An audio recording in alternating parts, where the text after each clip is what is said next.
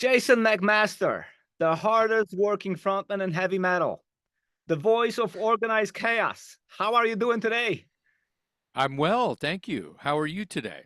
I am excellent. Great to see you again. Great to hear from you again. Awesome. The purpose of this interview, obviously, to talk about the new Ignitor album. Congratulations. Yeah, thank you very much. We're very proud of it. And yeah, I mean well, I'll let you ask the questions and I'll answer them. First of all, it's a kick-ass album. You know, even Thank you. the streaming that I heard got my hair up. Tell me about the writing and recording of the new record. Um, you know, I want to say we started it a little bit earlier than we have alluded, but we've been working on it for over a year. I know that. So, um, those guys started writing material at in a rehearsal at the rehearsal studio without me. I mean, there was probably only a handful of rehearsals that I was in attendance where they were, woodshedding, presenting each other with riffs and filling in blanks and flushing stuff out. And it was starting to sound, some of it was starting to sound pretty good. I don't recall what those songs eventually turned into as far as songs on the record, titles and such. Um, but let's put it this way. I'm not really carrying any weight or able to really suggest anything until they have, got parts that work with other parts put together and recorded, and I'm ready to do, to put my phrasing and find some kind of melody, or even, sometimes the hardest part is the lyric. Um, so I work better with like a scratch, like a demo, you know what I mean, of the song that they've recorded. It could be just a click track, fake drums, a robot, a drum machine, whatever. And then sometimes, which this I prefer, Pat Doyle, the drummer, will they'll mic everything up and he'll play something to the riffs, but there won't be anything other than some sort of tempo map along with a rough map of like a scratch guitar track. Um, so I would say that they had at least 3 or 4 songs before they started bugging me about, hey, it's time for you to hurry up and start to, put some, get some vocals on these things. And probably ended up being about 5 or 6, sketches, if you will, demoed songs until I started to actually get to work. Uh, but I was really late with my parts. I was really late in the process, not on purpose. Um, I just was busy and I had to, and so I allotted time, not literally on the calendar, but kinda, where I made myself, come up with something to a few of the songs. And like I said, again, I don't remember what the first track was that I started penning lyrics to and melodies to. It might have been Stewart wrote the lyrics to Cyber Crush Mhm. for a completely different track. And, Mark, I just open up the track and start mumbling things and whatever comes. And, oh, I don't have any lyrics. I'll open, what was that lyric Stewart sent? And it was Cyber Crush, which I don't even think had a song title. I think I titled it Cyber Crush. And that was fairly early, but the story on that is Stewart had a dream. Like literally the lyrics is I had a dream, a fever dream, where I was, something about the parts of a new machine, la la la la la. And he wrote it for a different track than what I had open. Well, I just said fuck it and started singing his lyrics to a song that was unintended and made it work. And I added a few lines, and I had to, fix the chorus by adding some things to it. And but the rhyme scheme and the phrasing that he had almost fit perfectly. So I said, why the hell not? And I just kept going. But that might have been a fairly early one. I feel like uh, Horns and Hammers was actually, the title track was actually quite early as well. Like it's weird to say, since the record just came out, that the title track's a year old already when you think about dates, but I mean, we need to rehearse. We don't really have the songs down pat to play them live yet either. I mean, so it's still new. That's a process within itself.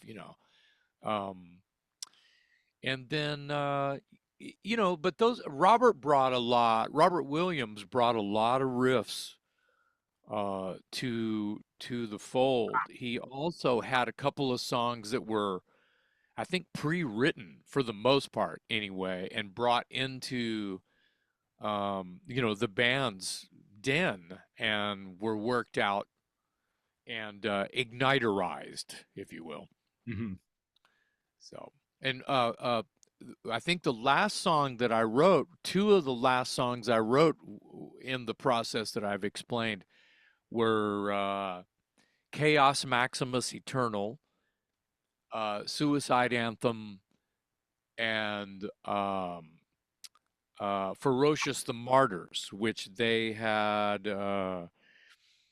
Immortal Guardian guitar player, keyboardist Gabriel played some Hammond B3 keys on it, and I fucking love how that song came out, lyrically and everything. But I was a little bit under pressure because I was being told of an October release date, which the label in Europe did follow through with that, and I was no skin off of their chin, but I was going, that's next month. That's not going to happen. Well, it happened. So Yeah.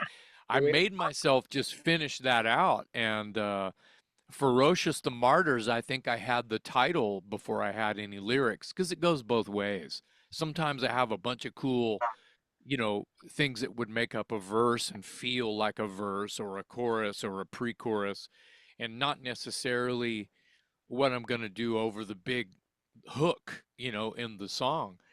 And I had the title first. I think I wrote the chorus first in Ferocious, and I just love how that came out. How did you react when you heard all this music coming at you? Were you surprised? What were your first initial reactions?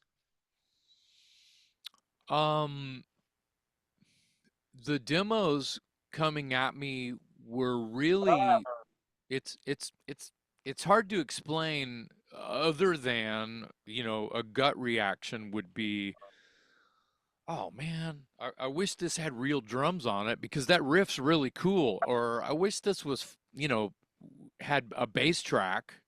I wish this had, it was wishful thinking that was not going to happen until I had figured out uh, basically the map of the song, because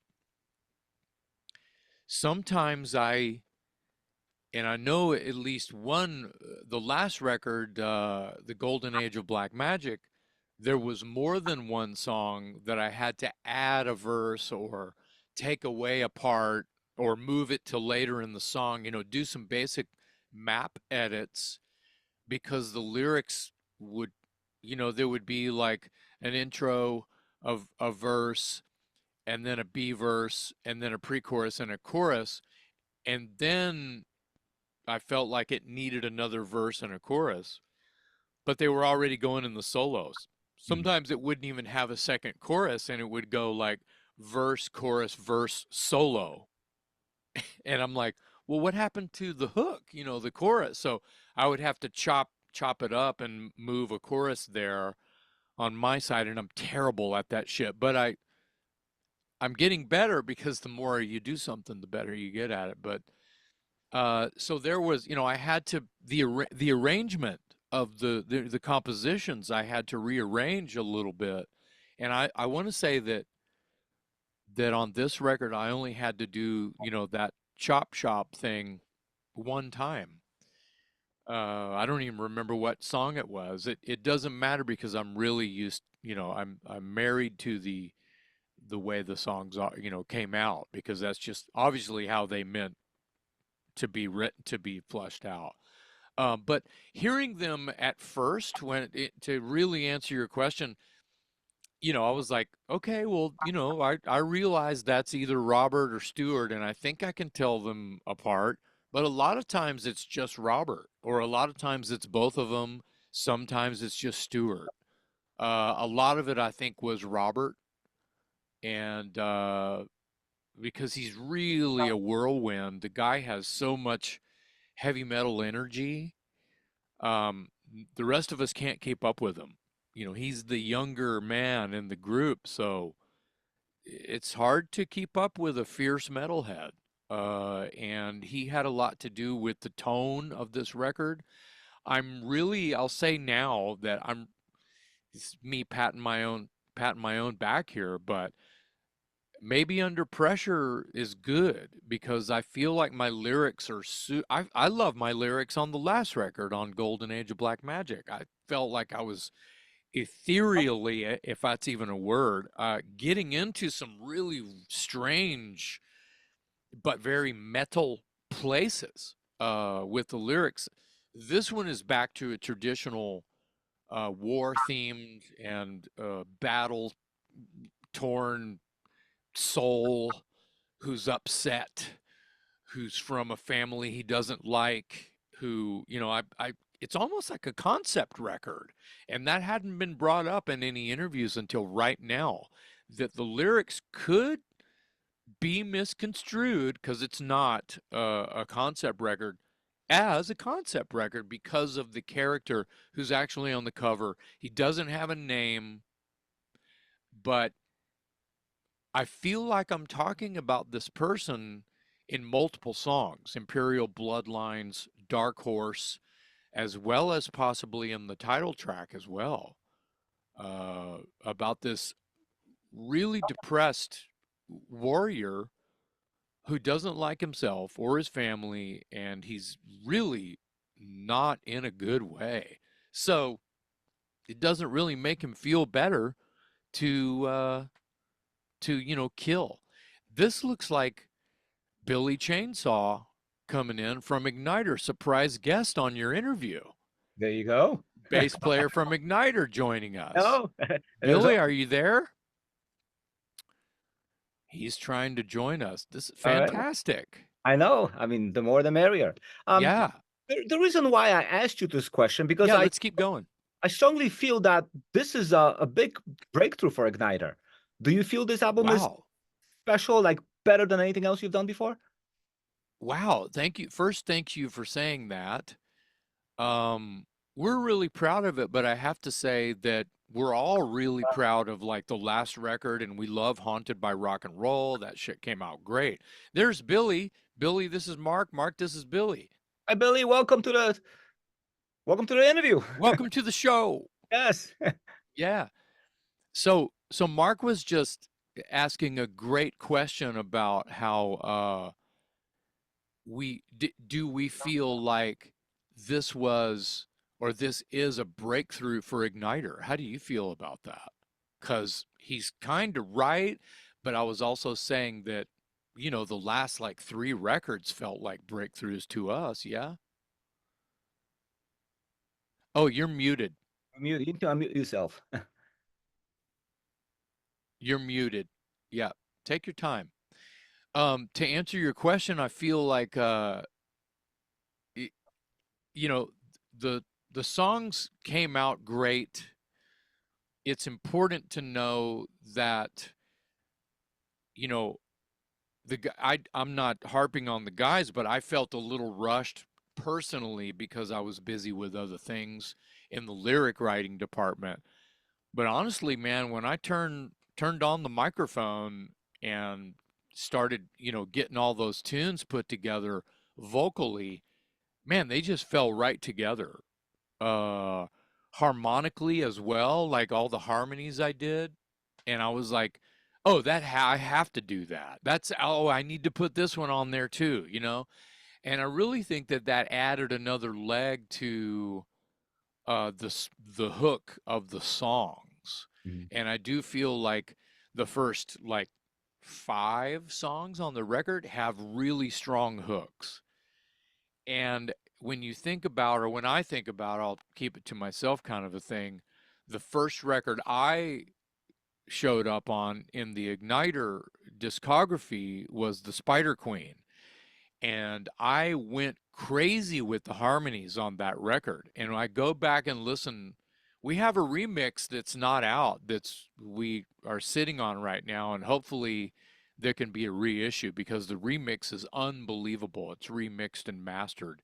And those harmonies come out and it just sounds like a heavy metal fucking choir.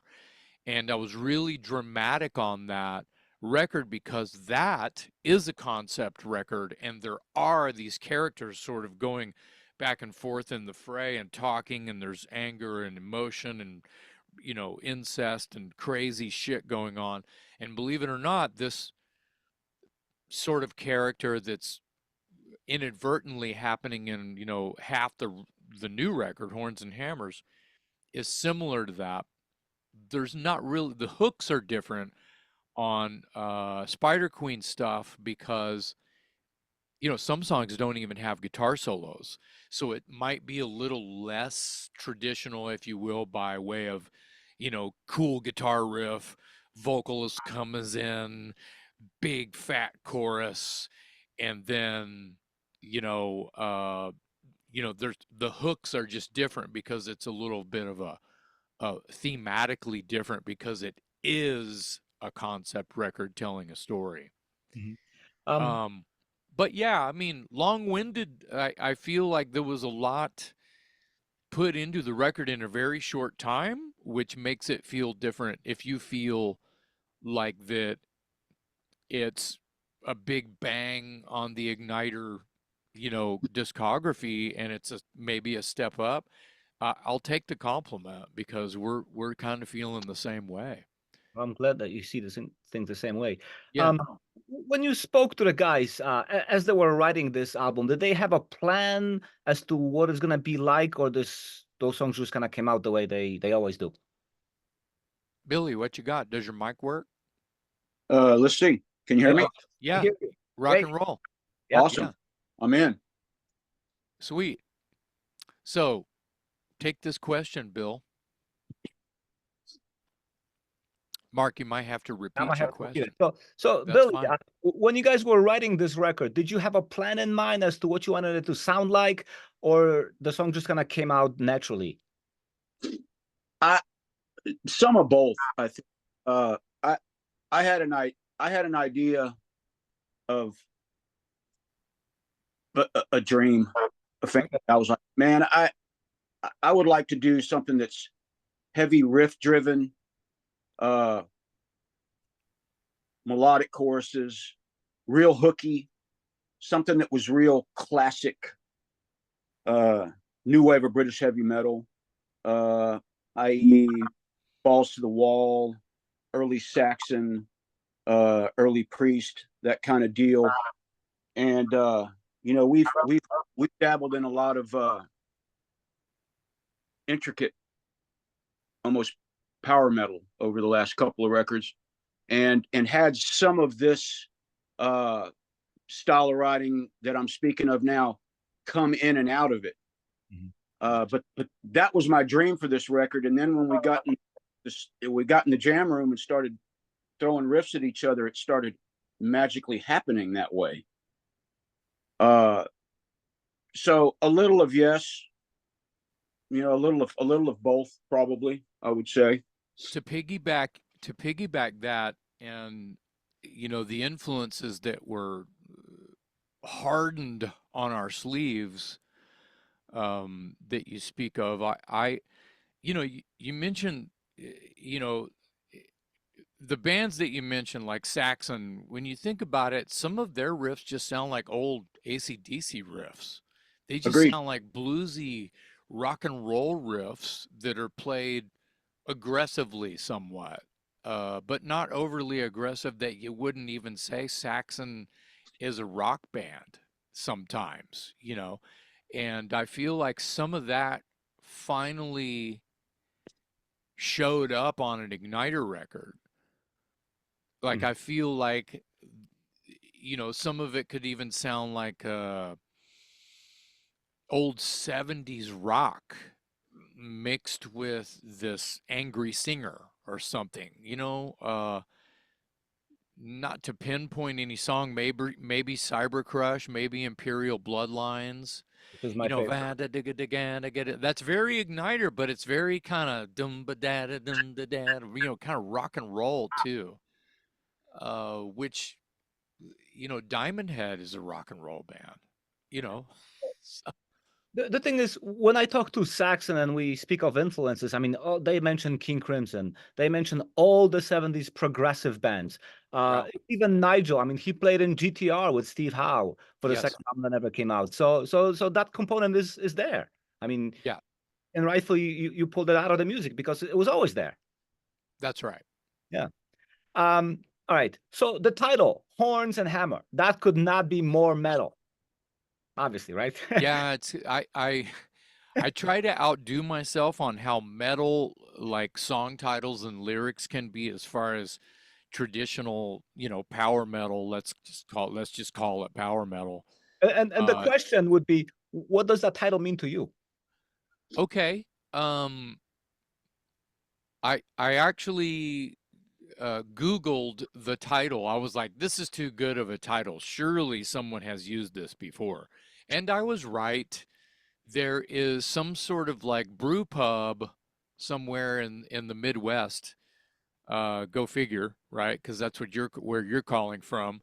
Yeah. Called Horns and Hammers, and they have a logo, and it's like a ram, and it's got these hammers in the background. And I was like, that's a cool shirt. But you know, it was going to be either Horns and Hammers, or it was going to, you know, or the title track was going to be just something else, you know, Imperial Bloodlines or Dark Horse, and those were on the table. But everybody, you know, Horns and Hammers kept bubbling to the top. Um, I feel like the once I decided on that title, I knew that it was just going to be about, you know, battlefields and maybe a story of revenge that was probably ancient over decades, or you know, centuries even, of like some sort of nomadic tribe that lived on a certain area or continent who had to keep, you know, upping their roots and moving around a little bit because they kept getting invaded. And you know, the guy on the cover, like I keep saying, doesn't have a name. He might have been part of this tribe, maybe not, because I feel like he really stands named and underlined in the lyrics for Imperial Bloodlines, which is about incest within a kingdom or a tribal thing. And you know, he's unhappy and angry, and you know, but it very well could be he was part of this movement that was happening in Horns and Hammers, which is about warriors and you know, an army for that means something, whether they were just a tribal army or under a king or a some sort of leader. But Horns and Hammers could have gone, you know, 10 different directions because it was wide open and as far as the storyline. But I had the chorus first, and you know, rhyming with arrows and banners. I was like, here we go. I knew exactly what was going to happen in the verses. Um, but you know, we wrote a song a couple of albums back called "Throw Them from the Cliff," And I thought that was as metal as I could get, was, oh, these petty thieves, yeah, I don't have room in my dungeons for them. Just throw them from the cliff. And I can hear this pompous king just, oh yeah, these thieves here, they're just petty thieves. I don't have room. I don't have time to put them on trial. Just throw them from the cliff. And I thought that was just so lack of empathy, and just fuck these guys and just get rid of them. Just burn the bodies, kind of a thing, right? And but I think Horns and Hammers is very metal and sort of like rivals that Throw Them from the Cliff, which I thought was fucking metal. So yeah, I mean, you know, the lyrics ended up, for the most part, kind of writing themselves. And as we said earlier, I was, and this is on me, I'm telling myself this, I was under pressure from myself to get, you know, the songs done by, you know, September, because supposedly it was going to be coming out in October, and it did. So I'm glad I finished on time. Um, tell me about the other songs. I mean, there's a really a lot of great titles there, a lot of charisma, and even, you know, how these titles come out at you. I was watching, this is confession again, I was watching a lot of, re-watching, I should say, a lot of Game of Thrones, which is very metal, because all of the incest and war and hate and fear and just dramatic mess was all over the place in that series. And that was bleeding into a lot of things I was talking about in the lyrics, as well as other documentary type things and horror movies and things like that, where there might have been cool phrases that I had written down and just stashed and brought out for the lyric writing for this record. One in particular is a deep cut later in the record, is Suicide Anthem, which is about at the base of Mount Fuji there in Japan, there is a forest that they call the Sea of Trees. It has a Japanese name, but I'll mess up the wordage, and I'll mess it up if I try to say the real Japanese word. But it has many nicknames, but one of them is Suicide Forest. And I didn't want to just take that as the title, even though it's really great. A lot of people over the centuries, it's this dense area at the base of Mount Fuji. That's the floor of this forest is created by lava, which is all hardened now. And I don't think that volcano is active, or not active enough to do any more damage. And so it's a state park kind of a thing, where people can go hike, and I think there's a campground somewhere, but it's just dense. There's tons of different kinds of trees, but there's obviously paths and trails that hikers go on, but people get lost in there all the time. Long time ago, families in Japan in the area would take their sick and elderly there that they couldn't afford to take care of, or they were on death's door.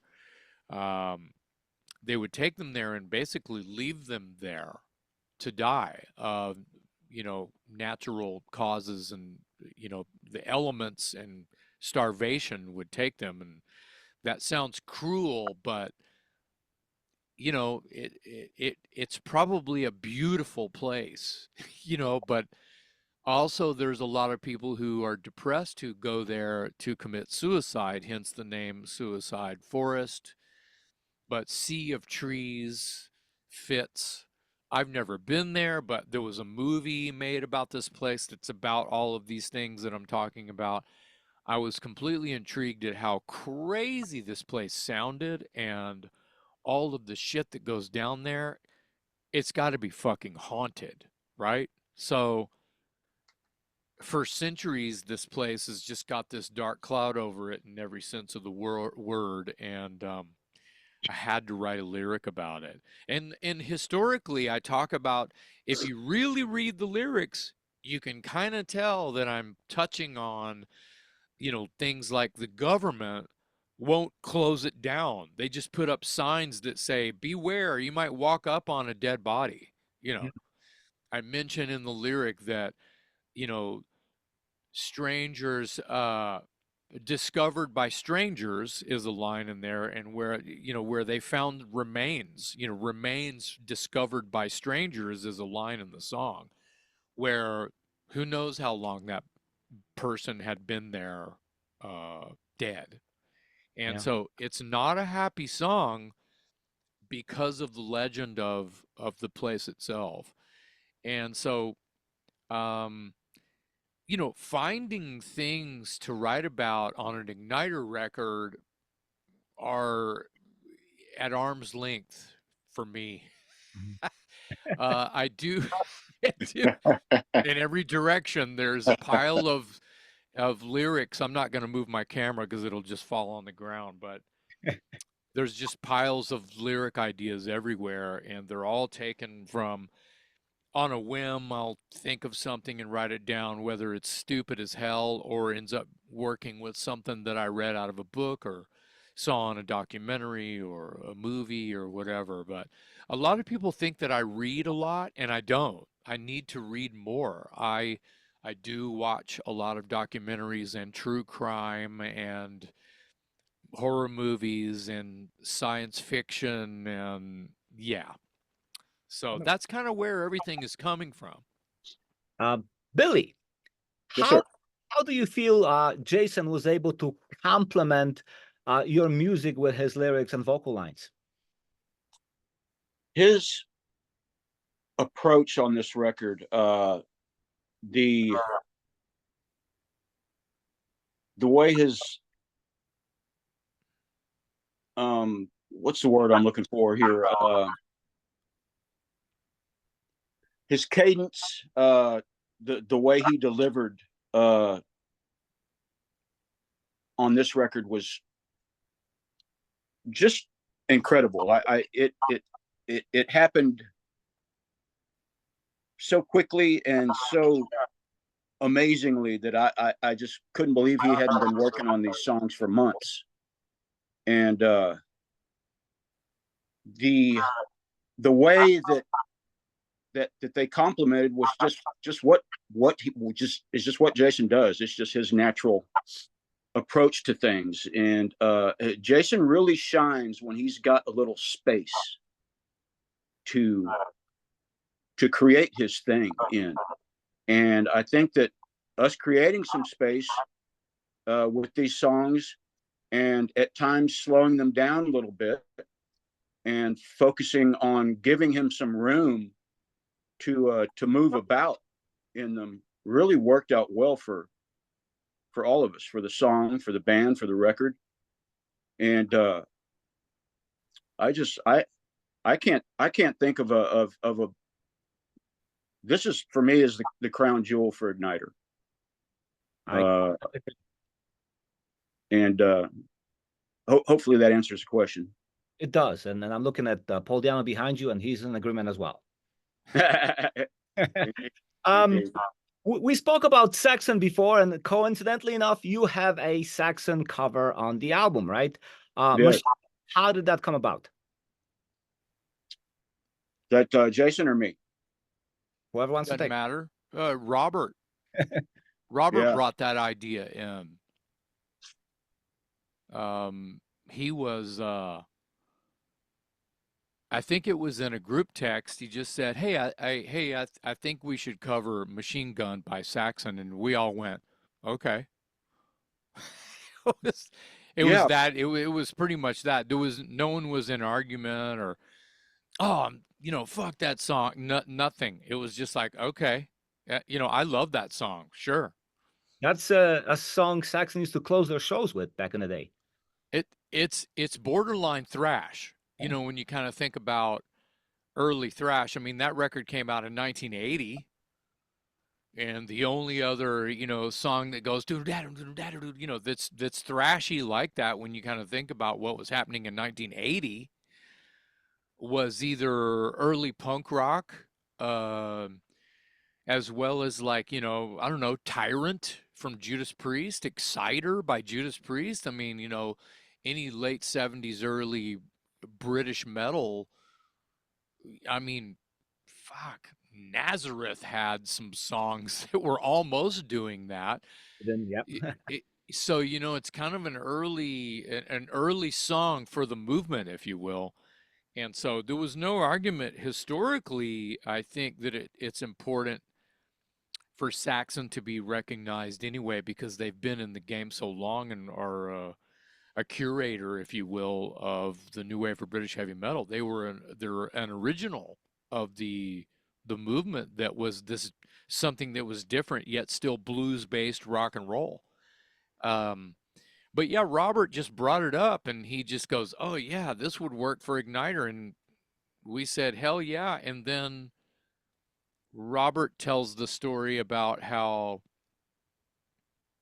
because that had been decided fairly early, if I remember correctly, and then a year ago, I was in Germany with Watchtower, and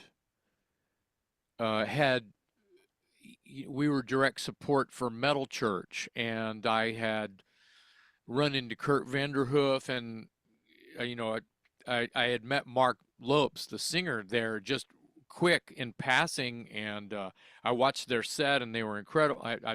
How silly, I'm wearing the shirt. Right. Anyway, Kurt texted me like, a month later, I was going to be in New England, which is where Mark is from, and Kurt Vanderhoof's telling me he wants to come. Mark wants to come to the show. Put him on the list, and here's his number, and call him, and da da da da. And I started, I went, we had a great time and really hit it off, and now we're fast friends. And it wasn't long after that, it just kind of, this vision came, and I got hit in the head with the idea, oh shit, I need to ask Mark if he'll just do a duet with me on Machine Gun. And then Robert comes in and goes, well, fuck that. I'm going to call Ross the boss and just have him do a guitar solo on the fucking thing. And so it really came together as this celebratory nod to Saxon, as well as Ignitor getting to work with some of our, for lack of a better term, heroes that are not really, they're friends. They're people that we just have a lot of respect for. And I think it came out really good. And you know what? It came together really easy as well. And funny thing is Mark Lopes is in a band with Nibs, the bass player from Saxon. He's in like a project with Nibs, so I'm sure that he's played it for Nibs already. And he's also in a band with Ross. Yeah, he sings for Ross the Boss. Yeah. So we had two members of Ross the Boss on one song. on the Saxon cover, and I think it came out great, and like I said, it was great. And Mark Lopes has a digital creation company, like he does lyric videos and digital art and stuff, and he edited the video. We shot some footage for the Machine Gun video, which airs this Friday at noon on YouTube. So be looking out for that. Stay tuned to our socials for that. And Mark basically produced the video and created the video. We shot some stuff here in Texas at our studio, because we're not flying to New England to be in Mark's studio, right? So I just shot a bunch of cool, fun footage of me and the band and sent it to Mark, and he blew it up, man. He just made it great. And so looking forward to that. I also think the song is going to be played this week on Liquid Metal on satellite radio. So ironically, having Mark and Ross on this song turned out to be a really good idea. Absolutely. Absolutely. It sure Yeah, did. yeah. Billy, how Yes. many of these songs do you plan to put into your new set list when you play live from the new album? Quite a few of them. I think There's a handful in there now. there's a handful now. I want to say there's 5 or 6 in the new set list that we're rehearsing tonight. In fact, when I get done with this, I'll be heading up there. But yeah, you know, we've done some great records, and we've made some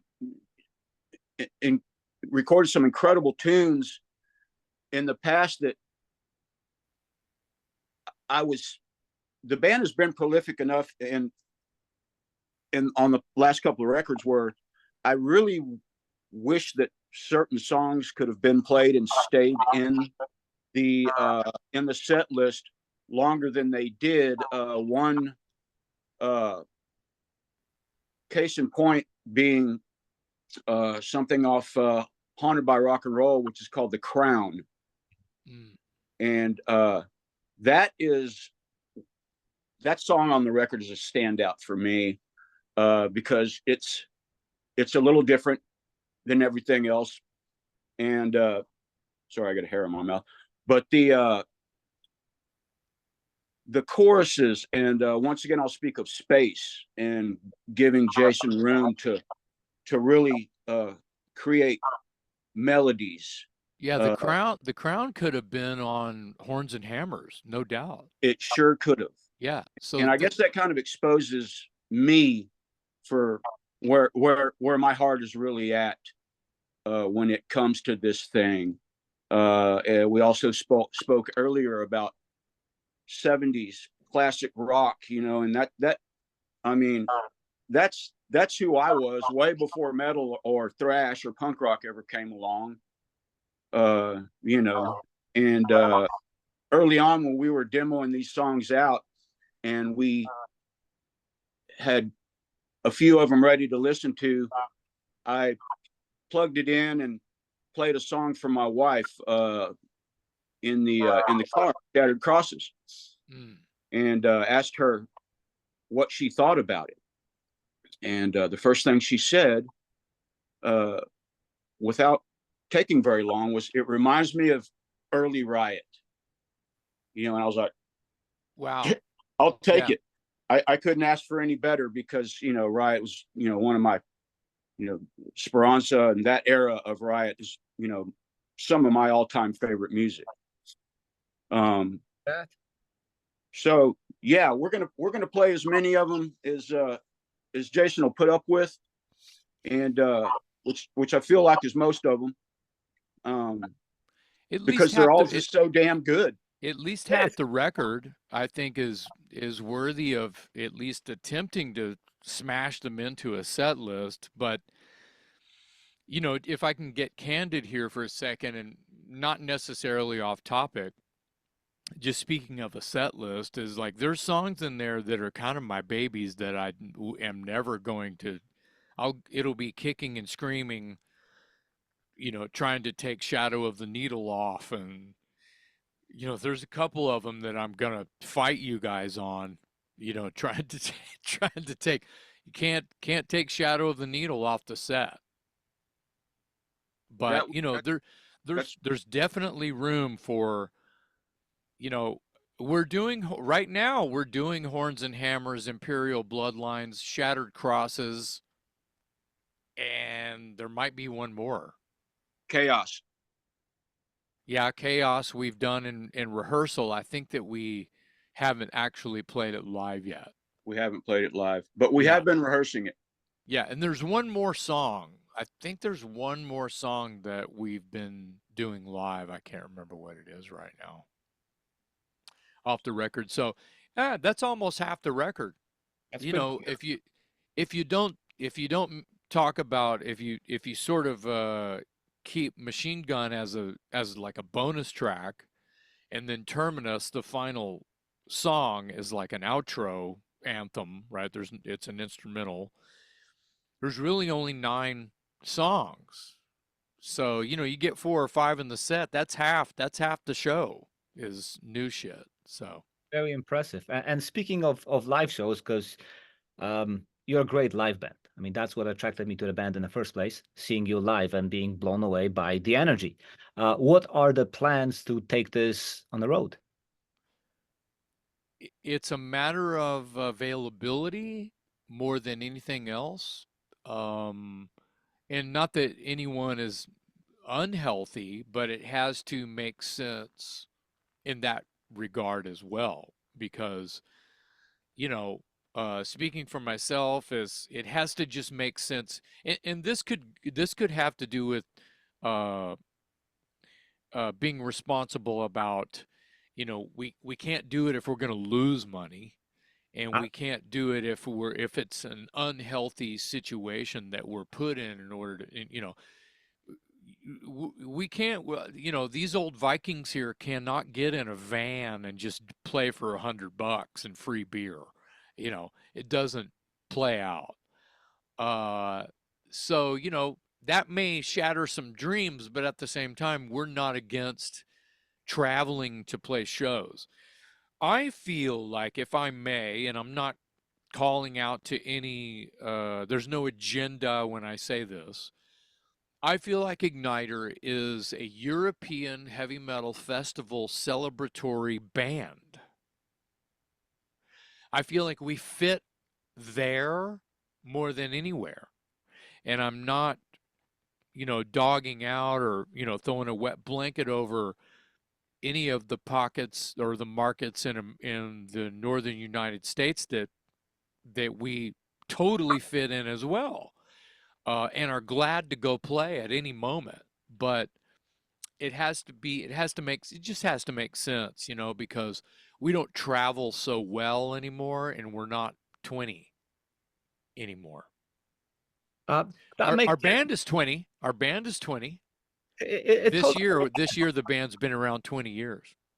Uh, I'm a European living in America and love Yes. Snyder. So do you see the connection that you just called? Yeah. Yeah, I get it, and I love it that you see that and champion that. And I'm guessing that you probably saw us at Ragnarok. I saw you at Reggie's. Uh, Yeah, yeah, at one of the festivals. Yeah, Yeah, Reggie's. The festival name was Ragnarok, and it was at Reggie's. yeah. Yeah, I think, or Yep. maybe it was it Ale Horn of Power, Ale Horn of possibly. Power. Did you see us at that? We've done Chicago a few times. I saw you at Reggie's. I interviewed you there. Okay. Yeah, that's right. Yeah. Um, I'm not sure if it was a festival setup or just like a show. You were one of the openers, but I mean, totally blew me away that day. Well, thank you.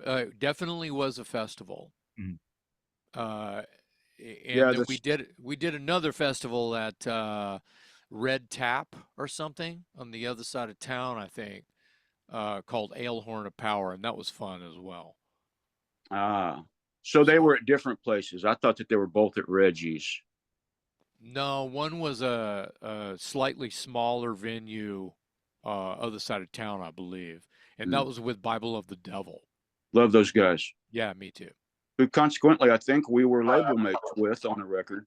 Mhm. Yes, we were. We were on Cruz del Sur with them for a little bit. Yes, Right. Right. long time ago. Time flies. Jason, you involved in a lot of projects. How do you balance all of this?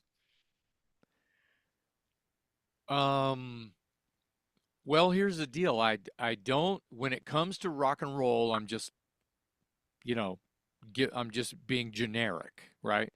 When it comes to rock and roll, I don't like to say no. I love to collaborate with people, especially if I know them and I know their, who they are and what they've done. And even if I've never met them in person and they contact me and they want to collaborate, I love to say yes. It's nice when it's, got some lunch money attached to it, but that's not the reason to do it. It's because of my love for the craft and the ideas. Um, you know, that's usually how projects are born and bands are born, is they, somebody has a song and they want you to, oh, I've got more. You want to make a record? And that's kind of how it's happened. It's not exactly because it's all here in Austin, Texas, but that's sort of how I ended up joining Ignitor. And I could go on a limb and say Billy is the same. I mean, he and I were standing there at the time when Ignitor needed us, is basically how that happened.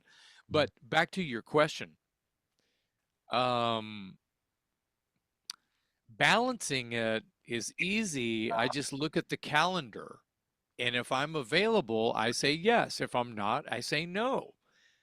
Um, and I've been lucky to be able to say yes or make room and be part of a bunch of different teams that champion the idea of me being able to go do some cool shit. Availability, as far as like, and this may or may not have been part of your question, but having my shit together, if you will, or not knowing the lyrics and not necessarily having a way to rehearse, and I'm going to go play live with said band, that's where it gets challenging. But if I'm collaborating with someone, it could be one song or it could be a whole record. I'll do a couple of fly dates with Dangerous Toys, and then I'll come back and Ignitor will do some stuff, and then I'll go do some Watchtower things, and then I'll come home and record songs that I've said yes to that are starting to stack up that I need to get, I've got songs to write, That's where it gets a little, and this is pertaining to your question. This is probably the answer you want, is sometimes the collaboration and even finishing out the Ignitor record fits with this question answer as well. Is I've got songs to write, and the pressure's on sometimes, and that can be a balancing act too, because I've got gigs with someone else while I've got Ignitor brain. You know what I mean? Or The I'm mindset. working on Ignitor, and then tomorrow I'm singing Dangerous Toys songs in, California. So I see what you mean about you know, it's kind of like, which hat I wore the wrong hat, I have to make sure I have the right hat on, and hats have nothing to do with it. But you know what I mean, because it all is under one umbrella in the end. And that is why I like to be as generic as possible, and it's all rock and roll. Absolutely. Um, yeah, the attitude and the fierceness of the attack of the material, or how loose and fun and smiley it is natural because of the way that whatever song I'm singing makes me feel inside. So it's not an act, it's the music that is what I'm following emotionally. Which is So why, which it's is easy why I it's called easy you all to those do names that. in Yeah, the beginning. it's easy. I'm sorry to interrupt. It's easy for me to do that as described, Mhm. because it's the songs that I'm singing, and not like, oh, maybe at this Dangerous Toys gig, was I too metal? Was I headbanging too much and wearing my gauntlets, or what? Did I wear the wrong hat? Yeah. Never happens, because it's old hat, right? It's natural. I know where I'm going. So, Which is also why I called you all those names in the beginning, because that's kind of how I see you. yeah, I work hard at what I do because I love what I do, and I think that if I have the right team who's giving me songs to put my spin on them, they obviously believe in me. You know, it's hard. Here's a way to sort of you know put some ribbons on that thing I just said. Sometimes someone can give me 10 songs to write lyrics and sing on, and half of the record I'll be like, oh yeah, and, you know, they start writing themselves, and I've got melodies and hooks and, you know, phrasing, and everything is just right off the top of my head. But then the other 5 songs, not hitting me. Well, here's 5, and then they'll say like, well, what about the other 5? It's like, really? Because they're not, you know, there's a bunch of parts that are not hitting me the same way that these other 5 parts are hitting me. Mhm. Luckily, this Ignitor record was no work. I mean, yeah, that sounds like a cop out.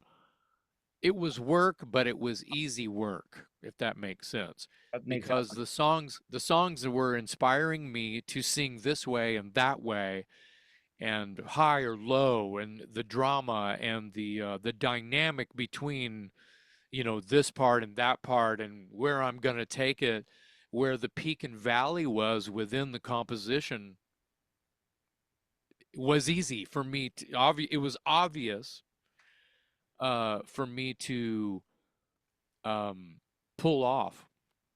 And I have to say that the only song that sort of like is a little bit rough for me, and I don't want to upset anybody, any of my bandmates in Ignitor, is Chaos Maximus Eternal. The song doesn't really hit me the way Shattered Crosses hits me. You know what I'm saying? To like, there's a hot and a cold there, and you know, it's super hot and starting to cool off a little bit when I start moving towards Chaos Maximus Eternal, which is really fun to say those 3 words put together, by the way, and also a very metal attitude and title for an Ignitor song.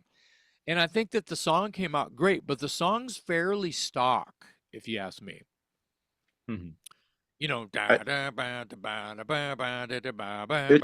it's very square to me. So what I'm doing on top of it felt important to me. So for myself, I was really wanting to take a song that was maybe just a little bit less inspiring, to be fair. I better come up with something good for me to do on top of it. And so I came up with Chaos Maximus Eternal. and So, thank you yeah, for that, because the rest of the band loves the song, and I think go figure. I think I'll inject here is that it's certainly a different vibe. You know, and like Jason says, it's square. It's big and it's dumb, in a good way. Yeah, And I agree with that. Yeah, that's fair too. yeah, and for me, I think the difference is that when I hear it, it just makes me want to smash shit. And I'm hoping it'll have the same effect on an audience. Uh, it'll, you know, instill that kind of energy and power. Not that I want them to smash stuff or each other or anything like that, but it's a very aggressive sounding song to me, and it's technically it's very it's simple to deliver, Mhm. but there's something about it. Well, it and you know, to pile on here, even though I almost bashed our own song here, I'm to give it just levity, to give levity here. I feel like, you know, Igniter has had some caveman, you know, kind of, you know, moments. Like I feel like the song "We Are Igniter," I feel like that had a little bit of that. There's some songs on the Spider Queen that had a little bit of caveman. I think that that's important to have. I mean, Metal Gods by Judas Priest is quite caveman. You know, it's very, you know, it's very just you know. And I think that that's important to that's an element of power metal.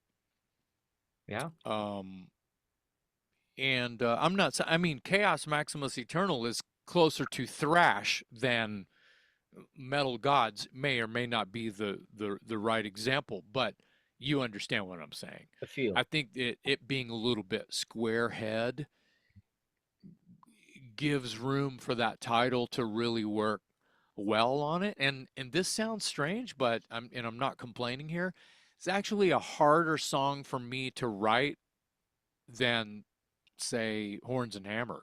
I don't know why. It's harder to sing as well than, say, Horns and Hammers. Hmm. See? Horns and Hammers Well, being like the fastest song on the record, and there's a lot of fucking lyrics, and I'm just going, blah, blah, blah, the whole time, as I'm tongue wagging the whole time.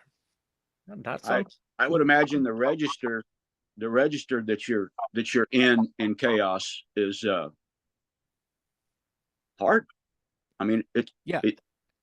it seems hard as hell for me. To me, I couldn't do it, and Well, I would imagine it's taxing. yeah, the unsmart thing is I chose to sing in a place in my range that's not so easy. Yeah. I chose that, and so, it keeps me on my toes at least. So definitely. Well, Good. thank you for that, and I'm glad we got it on the record. And yeah, me too. maybe we'll play it every now and then, but we won't beat you over the head with it. No, I know you won't. I know you won't. Billy, I got a question for you. Out of Jason's catalog, what speaks to you? His entire catalog. So, what would you prefer? Dangerous Toys, Watchtower? Well, Heath? my introduction to Jason was Watchtower. We grew up in the same city, curiously migrated to Austin, Texas, not knowing one another, but quickly got to know one another here. And my introduction to Jason was through that band Watchtower. I loved what he did in Dangerous Toys. There was a whole, that whole shift that happened, because once again, I was the guy early on that was a rock and roller before I ever discovered any kind of punk rock or thrash or heavy metal. So if we're excluding Ignitor, I'd probably have to say his work in Dangerous Toys, because once again, it has space for him to shine and to do his melodies and to inject character. And not that you can't inject character into, fast music. You definitely can. But man, to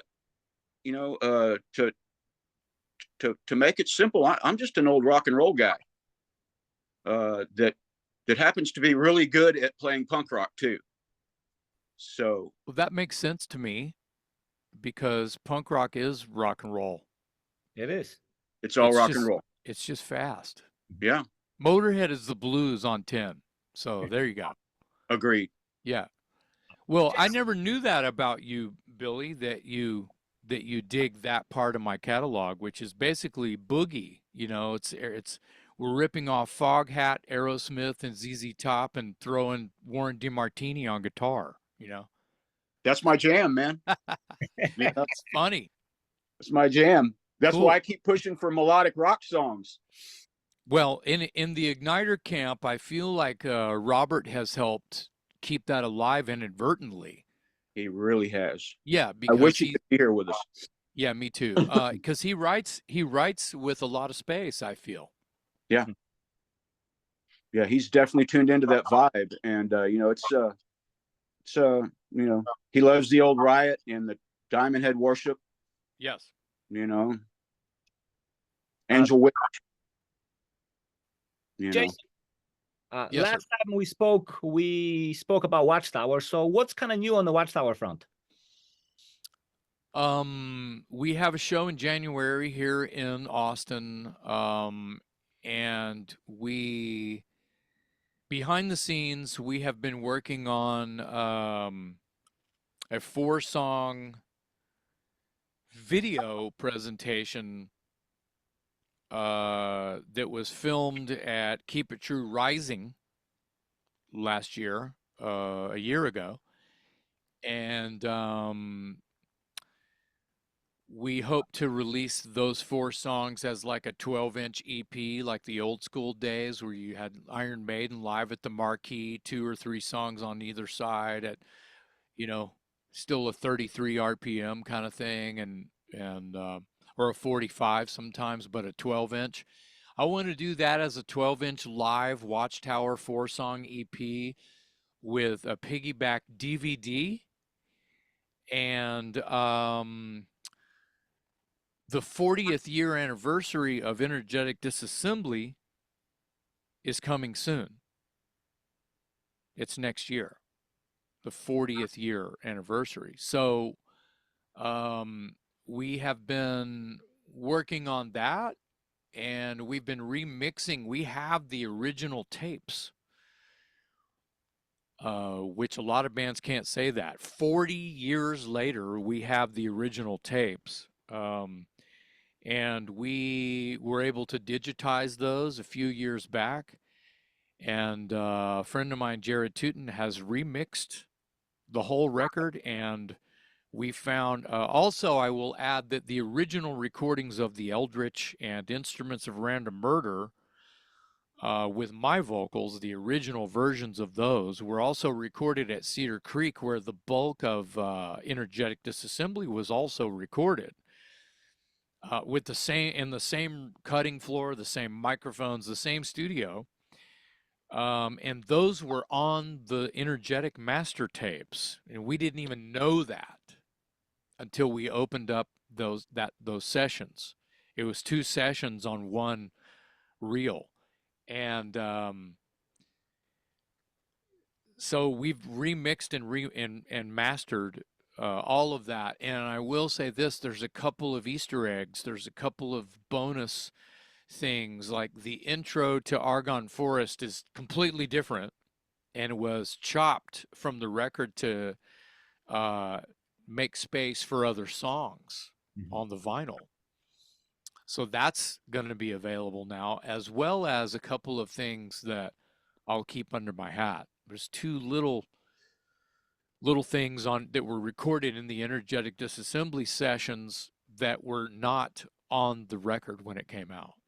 So we're excited about that. We don't know exactly what label will take that, because a lot of labels just like to go, no, we want the original recordings, we want the original packaging, we just want it to look and sound, because it's a reissue celebratory kind of a thing. They want it to be legitimately, the purists, right? And I get that. I'm one of them. I come from that. But it's really hard for all of us in the band, in the Watchtower camp, and it's a small camp, to listen to the original mixes of Energetic Disassembly, because there's so much reverb and so much high end, and just, it's just really hard for us to listen to. So to be able to go in and calm down those mixes a little bit, and that sort of just, the EQ on it alone, the guitar tracks alone were just fairly noisy. And to be able to go in and take a lot of the effects off and actually hear every note cleaned up is exciting.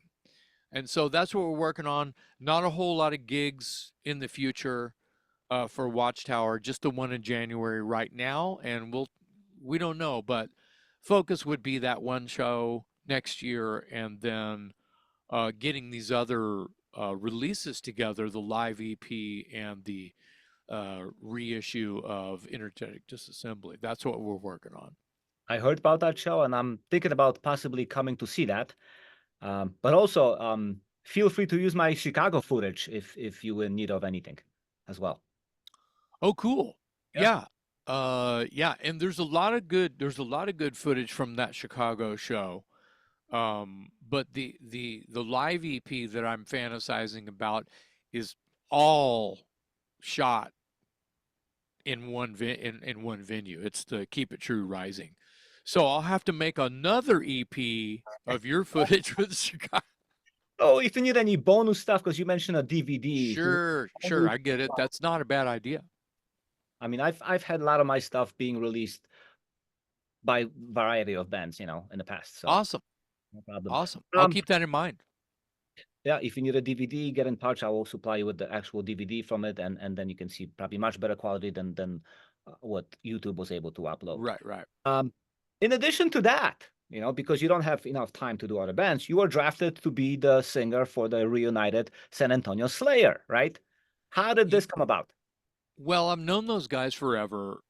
Me and Steve Cooper, the singer, share the same birthday, March 18th. So that's a kind of a cool little ditty there. And he was a little bit older than me. He's passed on. He's been gone for a while now, 10 or 12 years, maybe longer. And he's missed, and it's too bad that he's not around to even just see this and be there.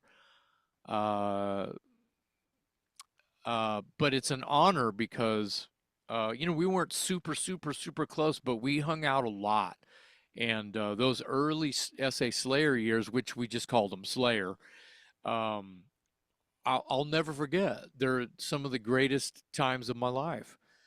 And the shows that Watchtower was doing with Slayer and Hellstar and all that stuff way back then. And, the budding of Texas metal, the budding of the Texas metal scene, and then how it became this thing over in Europe and the tape trading thing and it just blew our minds.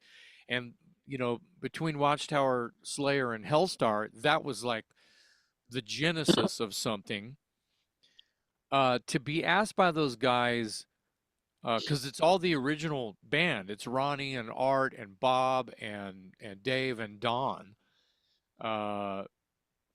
It's like I can't believe it's happening, really. To be able to do those songs with the original guys. I sang backup vocals on a couple of songs on the Go for the Throat record, so I get tickled a little bit when I hear my voice on Power to Burn. That's me going battle break and in the choruses there. So it's crazy, this whole kind of like it's gonna happen, really. It's like, fuck, literally over 40 years later, these songs are going to come alive and be played globally, and I get to do it. It's like it's a fucking honor. They could have gotten anyone they wanted, but I feel like they needed to get someone from Texas. You know what I mean? It's a legendary Texas power metal band. So, but there's other singers they could have gotten, and I'm so happy they they called me. So You're the guy for that. I mean, well, I appreciate you championing me once again for this, and I hear that, and I know my Ignitor brothers are also like, who the fuck else are they gonna get, bro? They're saying this. Billy's laughing. I know they're thinking It's it true. out loud. It's Yeah. true. Yeah. It's true. yeah, it's a great. Hey guys, I'm gonna have to get off because I've got to make it across town for Ignitor rehearsal. I thank Love you it. for joining us. Yeah, it was a pleasure. Thank you, Mark, and thank you, Jason. Yeah. And Have Mark, a good rehearsal. hopefully we'll see you in town for the Watchtower gig. And Yeah, Mark. it's been a pleasure, Mark. Likewise. Horns and hammers. Horns and hammers.